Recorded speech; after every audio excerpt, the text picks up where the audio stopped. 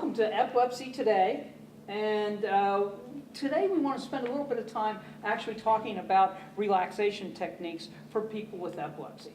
Now apparently, you know, there's a conflict here, because there are certain schools of thought in the epilepsy world that say, hey, you know what, relaxation is great for people who have epilepsy. It seems to have positive results, and there seems to be some real benefit to it. Then there seems to be another school of thought that's kind of contrary to that, that say, you know, this stuff really might work, it probably doesn't work, you know, you might not want to really waste your time with it. Now, Brian, there have been a lot of different studies regarding this, from what I can see. Yeah, we got this article from the Epilepsy Report from June 2007. This is a group in Australia, and Michelle Bellin, PhD, is the lady that authored this article that we have from the Epilepsy Report. And she described briefly 9 studies in the past, going back to 1980, and some of the results that they've had there. And yeah, some people seem to do better with the relaxation than others. And she's saying in one of the recent surveys of 89 patients, 64% of people with epilepsy reported they believe stress to be a factor in the frequency of their seizures. So we've talked in the past about the galvanic skin response. Right. And paradoxically, because the galvanic skin response is related to the sympathetic nervous system, and an increase in the sympathetic nervous system, you don't really relate that to relaxing. But curiously, if people can consciously, at will, learn to increase their galvanic skin response, they can have a 50% reduction in their frequency of seizures. Wow. So that's going in the other huge direction, away from let's relax and get rid of our seizures. So some people are thinking, you know, it just might be the ability to control, to decide where you want your autonomic nervous system to go. And you remember... so really not so much whether you're relaxing or whether you're... you getting it? Or stimulating your autonomic nervous system, okay, revving it up, but basically just the activity in and of itself is having a positive effect. Yeah, there's another layer of your consciousness that can say, I want to go here, I want to go there, and the ability to get control over that is what might and that kind of overrides the seizure activity. Right. Wow. Yeah. So it could be something like that. So, and then there's they mentioned yoga, and you know, if you're stretching and paying attention to your body a certain way, different than you have in the past, that might be making some patterned circuits in your nervous system that are going to affect epilepsy. And we've talked about Dr. Barry Sturman, who 40 years ago trained cats to increase their sensory motor rhythm. And remember, the story is that he was exposing these cats to rocket fuel, which was a completely separate experiment, but 50% of the cats could tolerate 3 times the amount of rocket fuel vapor before they had a seizure. And some guy working in the lab said, Dr. Sturman, those are the cats that we train to increase their sensory motor rhythm, which is the rhythm the cats have when they're stalking a mouse and they hold perfectly still. They're completely awake and alert, but their bodies are still. And so anyway, it was by coincidence that Dr. Sturman had a secretary with epilepsy, and just using surface electrodes on the motor strip, they trained up this sensory motor rhythm, and her seizures stopped. So that was 40 years ago, and that's something that's kind of curious to me, that people aren't picking up and trying more of that. So it's good to be able to tell people in a viewing audience about that concept. But I've also been realizing that there's some interesting things, and I guess we're talking beyond just the basic relaxation exercises. This concept of controlling the brain. If you show a person their brain waves in a certain way and make them conscious of what's usually an unconscious event, they can, and it might even be their unconsciousness working on their unconscious self, but the brain will recognize itself on the screen. Well, the people have a feeling. There's no correlate. If their brainwave frequency starts to go down or up, more often than not, they're not gonna have a momentary subjective feeling that goes with that shift. Okay, that's what you mean by that. Yeah, Okay, so okay. they know, okay, I want the yellow bar to go down, but they can't say consciously how they're making the yellow bar go down. They just But know they it's just know happening. I want it to go down, then it starts to go down, and then over time their brain waves change, and then they have fewer seizures. Okay. And then you get into this realm where it's kind of curious that, and this is, I'll go out on a limb here because we're going to talk a little bit about telepathy. Okay. But what's interesting is that I've been reading a book called Brian's Legacy. And Brian Offmer is the son. He actually died his last semester of his senior year in college from nocturnal seizure. Wow. And he, unbeknownst to his parents, had been drastically reducing his Tegretol. Mm-hmm. And he was trying to take a mind-over-body approach. Okay. And it turns out he'd been writing a very detailed journal for years. So, and this has been maybe 12 years ago, maybe longer. Okay. Not sure about that. But his dad, at this time, went through his son's journal, and he presents that information. Seems to be verbatim, and then his dad will insert a paragraph or so about what the family was experiencing at the time and how things were, and his interpretation of what his son was doing. And the Offmers are big in the world of neurofeedback. They've got, and actually Brian Offmer helped develop their own neurofeedback instrumentation. Really? Yeah. So up until the time of his demise, he was pretty much practicing this and was, I guess, doing so relatively successfully. Yeah, well, he had dramatic shifts from how he was before and how he was learning to relate to people differently, and you know, part of the diary is kind of sad because first couple of years of college, it sounds like he had some really nasty roommates. I mean, these guys, in their ignorance, kind of thought it was funny when he had a seizure, and even tried to trigger seizures in Brian. Wow. So that's, you know, the sad part of it. But Brian spent a lot of time alone in the woods behind their house, and he was kind of a nature guy. And what caught my attention was how closely he tracked his own states and tried to interpret them in terms of like nature and natural laws. But he made the observation that he was with a group of, there was 10 people, and they paired off, and so there was 5 pairs. But they sat together and put their hands together, and then one person would try to imagine a scene, and the other person would say out loud what images were coming to their mind. And he found out he was pretty good at this, sending and maybe receiving too.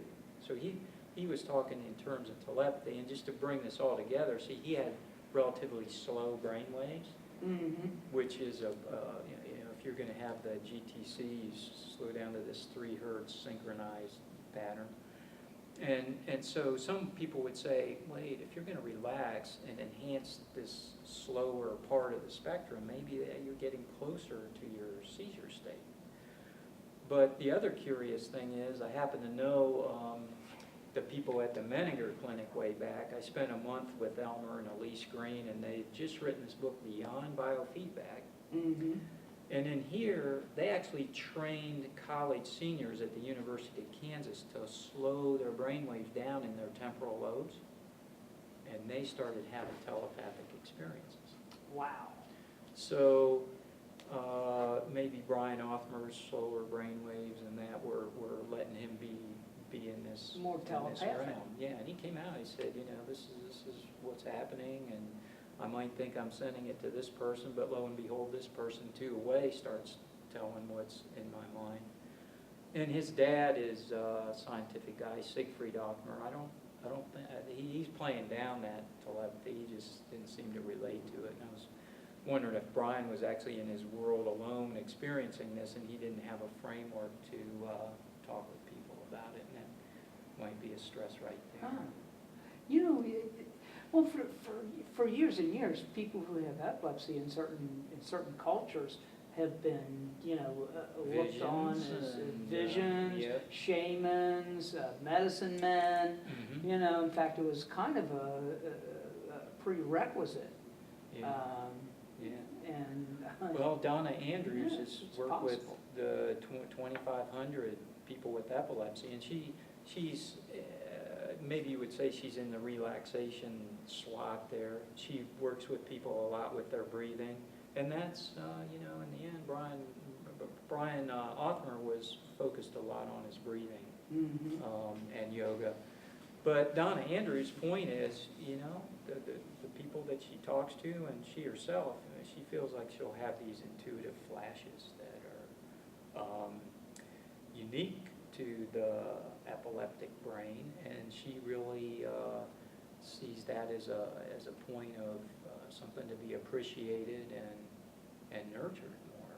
And we don't, you know, we don't pick up on it that way. It's you know, we might be quick to be upset. or even something- dismiss it. Yeah. Yeah, Yeah. yeah. It's So, interesting. yeah, so these states of mind, there's a whole new realm now, and just to say one more thing, there was a major in the Army who worked in Afghanistan for a year, and he did 1,200 neurofeedback sessions with the troops there, and he had people, it took maybe a couple months for people to see that this was an advantage. But they would go in, and for a couple hours, he just kind of laughs at himself because he's the major, and he's tucking these guys in with a little blankie and putting a blindfold over their eyes. And but he gave a great presentation last fall at the International Society of Neurofeedback and Research annual conference, and he ended up saying, look, you know, these people not only became less afraid of going out on patrol, but they started to see things. One guy in particular, you know, hey doc, I'm seeing things. Meaning he was starting to intuit more of what he should do and where the IEDs might be. And once this came up, this major Villanova was seeing a pattern here. The better people got at the brainwave training they were doing, this alpha theta training, the more the guys that did the interrogations of people there that were bringing in their food, and everybody had to be interrogated if they came from off the base, but people were reading the other people more carefully and intuiting what they were thinking, and then they had these intuitive flashes. And again, you know, the alpha theta state, relatively slower brain waves, and it was bringing out this, and people felt they were relating to, that they were tolerating the stress of combat much better. And so anyway, he did that for a whole year, and he's kind of waiting to see what the military's doing with that now. But That's interesting. yeah, That is, yeah. that is. So it's a good realm, and it's more training the brain and not so much treating the drugs or the surgery, it's hopefully going to be a viable option for more readily available for people to know about and choose if they want to. Mm-hmm, mm-hmm. Or use it, or even use it in addition to other forms Absolutely, yeah. of therapy. Yeah, So- and if so it doesn't you- work, then you can go back to do whatever and Yeah, just work with the medications and, yeah. And It's interesting. so, You know, every once in a while I have intuitive types of thoughts. oh, You know, and I'm not sure why. And the problem of it is most of my intuitive thoughts, I don't realize that I'm having one until it plays out later. So, or yeah, it's something. already happened. It's like, oh my gosh, I remember doing this. I remember being there. Well, it's, yeah, and that's what, you know, I've been talking to a number of psychologists, and in the process of psychotherapy, it seems more and more of these people are realizing, oh, here comes this idea, oh, that's crazy, I can't bring that up. But over years, they start seeing like you did, wait, I had this flash, and then here he is the next session, I gotta admit it, you know. And so they start picking up on it in real time, and they learn to word it so that the client can accept it. Like, you know, here's a crazy thought of mine, and oh man, that's pretty good, I can pick up on that. In our culture, you know, we're kind of left brain storytelling, here it is, here's the story, buddy. In our right brain, you know, it's a basic concept and people could argue with it, but there's some level of our consciousness that can pull things out of space and times in ways that we can't fathom with our left brain. And to the left brain, it looks like It's crazy. this can't be. But You know, it's kind of amazing because, you know, if I could act upon these things before they take place, could pick up on your. yeah, it would be Yeah. wonderful. You Yeah. know, in some instances, not in all instances, but Mhm. in some of them it would be, you know, very But beneficial. I to got me. faith in you, Tom. You can work that and pay attention. I guess. Now, Margaux, do you think of people and then they call you up, or do you have any of this? I've always think about it as like a deja vu moment. Sometimes things happen and then later on I'll come back. Could be a couple days, could be months, maybe even a year that I've thought about something and I say that finally came to play. But I believe in a lot of things that aren't unseen. So, I mean, anything is possible. And just like they've got, I heard something, especially since they've been really promoting the new story, the new movie about Lucy. And they talk about how humans we usually don't use more than 10% of our brain. So, I mean, to think about it like that, I think that there are definitely different realms that we have, and we just haven't really decided to even go there because it may seem like it's, you know, paranormal or it won't be accepted because we are so just one way and not necessarily looking outside of the box of other opportunities to find out new things. And instead of this could be very helpful and really learning how to slow down the body, not just for the mind, not just for people with epilepsy, but with others. So I think you have to just be open.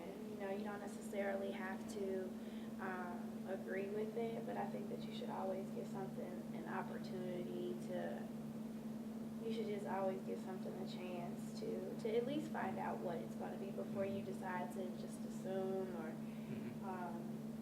you know, just think about things. Sometimes you have to step out and see things from another perspective Well, and trying to get the right perspective is a trick these days because all the cell phones, the TVs, the movies, it's all designed to grab our attention out here when, you know, maybe if we sit in a room for a couple of days without any of that, then we start to get familiar with our own movie in our own head instead of, you know, these distractions. Yeah, no, I think a lot of technology actually kind of feeds attention deficit disorder, if you know what I mean. It's scattered, yeah. Over here, over there, yeah. Yeah, it's you know, Yeah. it feeds that. Certainly feeds it in me, you know, and it's not a good thing at all. Yeah, well, 'Cause it's, I've got you jump around. yeah. It's established, And so, yeah. it feeds it, and you get your appetite gets greater and greater and greater for it. Yeah, more, you need more stimulation.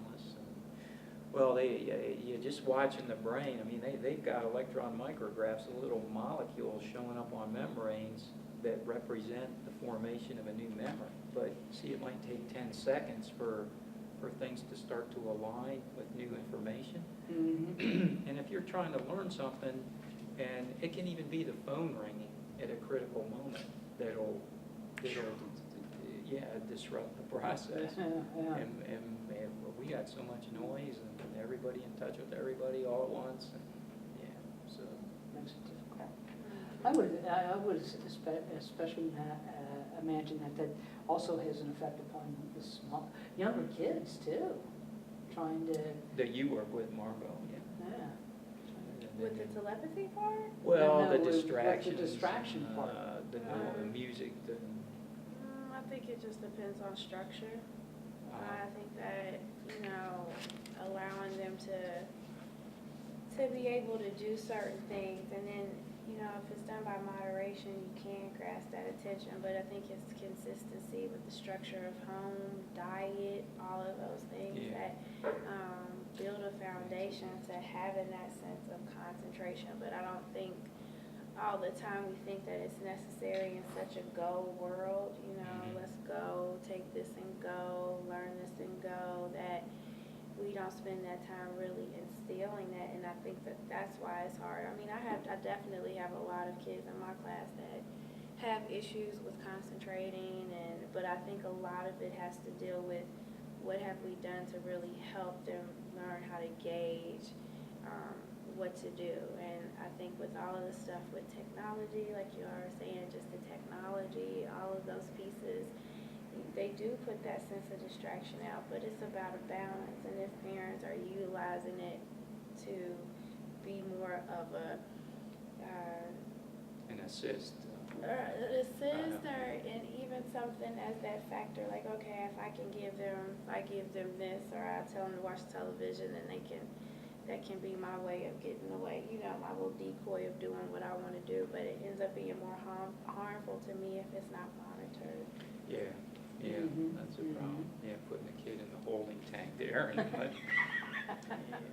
Well, all right, so Tom, Margaux, I guess we could ask the viewing audience to maybe put a comment down below, and it'd be especially interesting if somebody with epilepsy could say if they've been having some experiences they consider to be paranormal, or maybe somebody's feeling a little bit isolated because it's happening, but they don't, Or not gonna bring it up with the telepathic. family. There's. Yeah, paranormal will include like precognition and telepathy. I mean, some people are kind of tell me they move stuff with their mind, the psychokinesis kind of stuff. That would be interesting too. Yeah, geez, so, it's just got enough information that I'm kind of comfortable bringing it up without thinking it's totally off base, because there are some very sophisticated research projects going on now in this realm.